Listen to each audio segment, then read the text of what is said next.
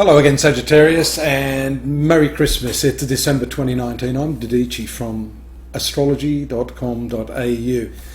The second house, sixth house, and 10th house of the horoscope is what we consider the material trine.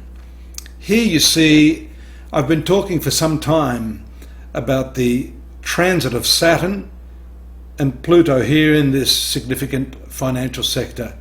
Notice the really big thing that's happening.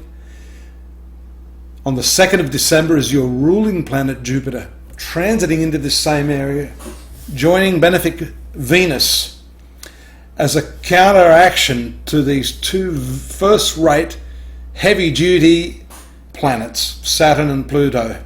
Isn't it nice to know now that you've got something that has moved into this area to counteract? Also here we talk about this Earth triangle, Uranus here, disruptive as it is, I call it the disruptor, being counteracted by Jupiter and Venus. And you'll notice here that there is a triangular aspect between Jupiter and Uranus, indicating sudden and fortuitous expansion and opportunities financially for you. These earlier planets, and they're still going to remain here for some time, Sag, create the obstruction, the sense that you're treading water and not getting anywhere. In fact, sometimes it feels as if you've got your foot on the brake.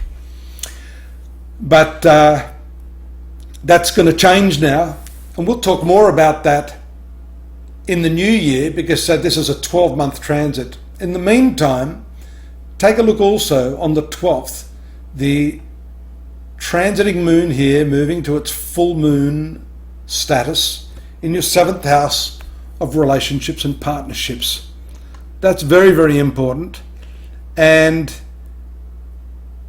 it may have something to do for some of you with this financial transit.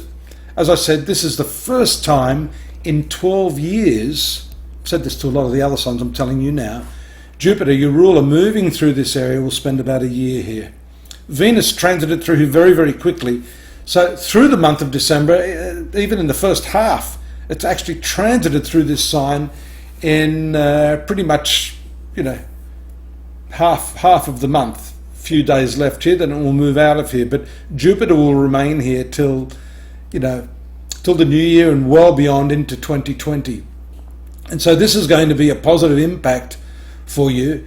It's not good that it's in its sign of debilitation, but nevertheless it's still a benefactor, and it is your ruler, and it shows that you may be working a little too hard rather than too smart. There's the grand trine here as the moon moves up here around the 17th and 18th, bringing with it a harmonious aspect to all of these planets in your finance sector, and the sudden, sometimes fortuitous, sometimes not fortuitous planet Uranus. Uranus rules your 3rd house of communications and negotiations, and so that's also requiring you to be particularly quirky, progressive in your way of negotiating financial matters. Mercury here, which is your planet of partnership, marriage, love to a large extent, is here in the sun sign, and it transits with full opposition or influence to the 7th house of marriage. So, against the backdrop of all of this important financial stuff, we see the beneficial Mercury and then the dark moon making its way here into the contact with Mercury. So this is very imaginative, very communicative, and Venus rules the 8th house, which is not a great house for you. Therefore, its weak position here is actually beneficial.